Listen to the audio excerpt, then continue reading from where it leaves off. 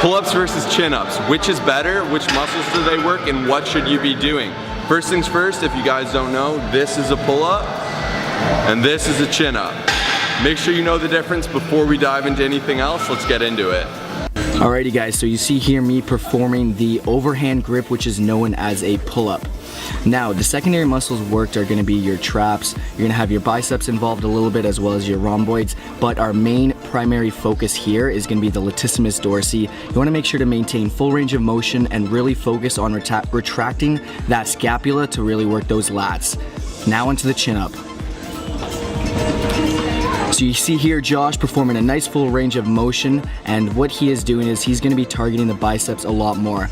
Now, the lat is still the primary mover, but it does bring a few other muscles into play. You're gonna be hitting the traps a tiny bit more. And now we're gonna be moving on to the neutral grip. I like to do this especially when I'm a lot more burnt out because it's a lot easier, and it is also very similar to the chin-up, and it works the biceps quite a bit.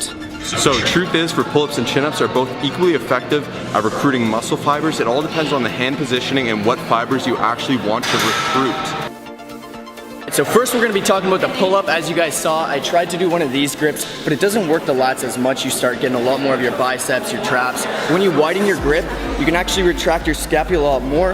You can really pull those muscle fibers from the lats and really get a nice full range of motion. You can see he's really recruiting it all the way from the bottom to the top. I'm sorry, my finger's way out there, but this is the point. Whereas if he's close, can you go close for one? This guy's talented. If he goes close, you can see he's not going to be recruiting as tight down here, and he's going to be substituting with his bicep, his traps, and his rhomboids. Grip orientation does matter for bicep activation. So if you guys are looking to work your biceps and you're coming off back and biceps workout, this might not be for you. We're getting minimal engagement here because my lat is substituting a lot of the work. Whereas if I go neutral grip or close grip, I'm going to be getting a ton of activation. You guys can see, look at the contraction. I'm getting a serious contraction and I'm using my bicep, not equally, but they're substituting effectively as a secondary muscle. Ultimately guys, pull-ups and chin-ups are both equally as effective in my opinion. I like to incorporate both of them in my routine. I think they both have its purpose, but there are a lot of things to remember. So we're gonna tell you 3 tips right here so that you can actually do proper rep.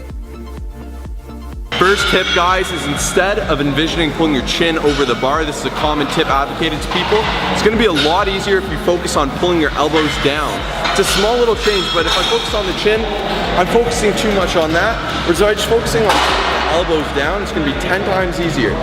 Boom. It's a little mental tip, but it makes a big difference. This is one of the biggest tips I can give you. What you want to do is you want to imagine that you're actually squeezing a tennis ball in between your lats, and what that's going to do is retract your scapula, and it's going to really bring in those lats and the traps to work more and build more muscle.